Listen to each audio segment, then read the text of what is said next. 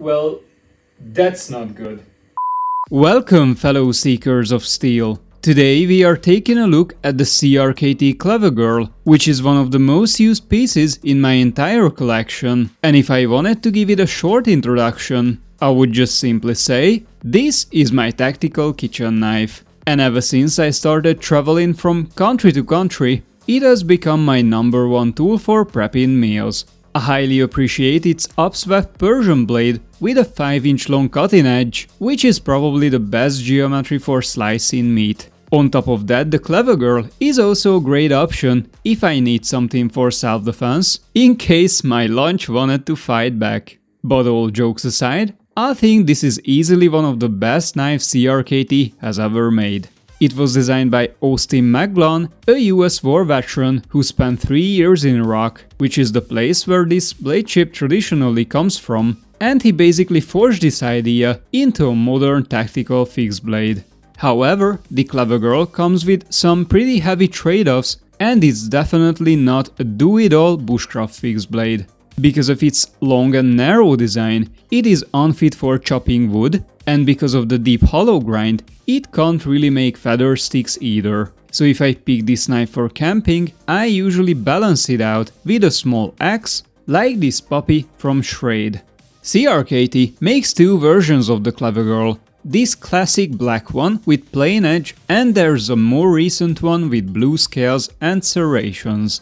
Both of them come with SK5 carbon steel, which is a very tough blade material that people usually compare to 1095, and it's pretty popular on outdoor beater knives or hatchets, and all things considered, it was a good pick for this specific fixed blade. It sharpens really well, and as I mentioned, it's super tough, which benefits the thin and pointy blade. This steel can also take pretty low grind angles without chipping, which is great for slicing. However, one big downside we get with SK5 is that it rusts like crazy, plus it also goes dull somewhat quickly. I used my Clever Girl for cooking earlier today, and if we take a close look at the cutting edge, we can clearly see that it already started rusting, plus it also went completely dull where it touched the cutting board.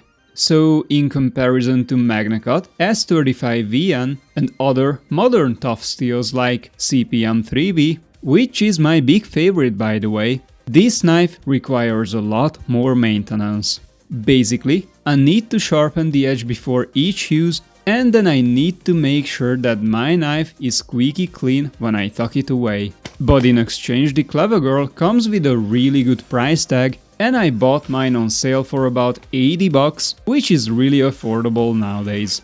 To keep rusting more manageable, CRKT used a black, epoxy-based finish, which is a thick and chunky coating that so far held up surprisingly well. And this is true even on the spots where the blade rubs against the sheath, and the only place where it started chipping is around the tip.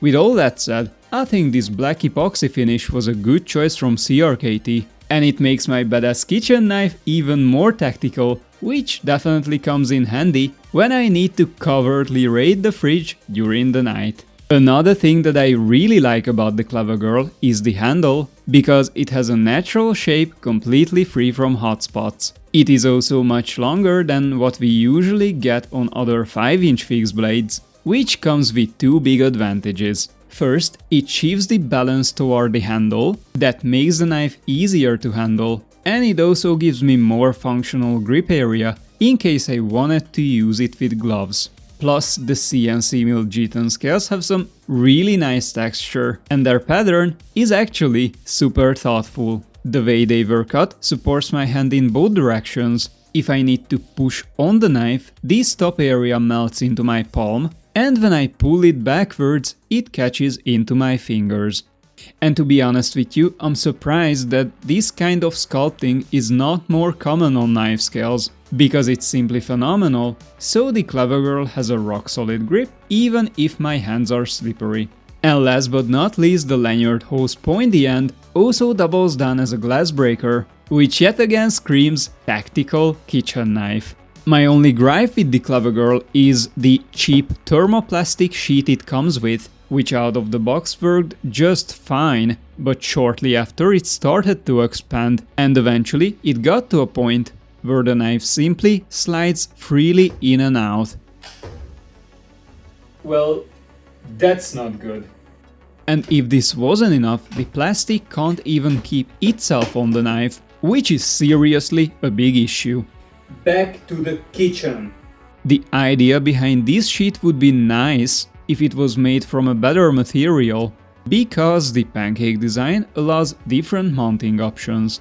Originally, it came with a tack lock that I swapped up for an ulti-clip, because I used to carry the Clever Girl inside my waistband, but ever since the retention issue started, I had to avoid this knife because the flimsy sheet makes it very unsafe.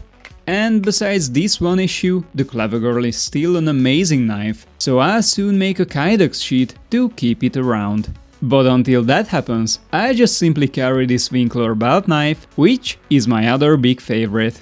It is a beautiful handmade knife with curly maple scales and a laminated leather sheet, so if you like 5-inch tactical fixed blades, you should definitely watch its full review by clicking on this card. Thank you for sticking around all the way, and I'll see you in the next one. Hey Winston, you want a new chewy?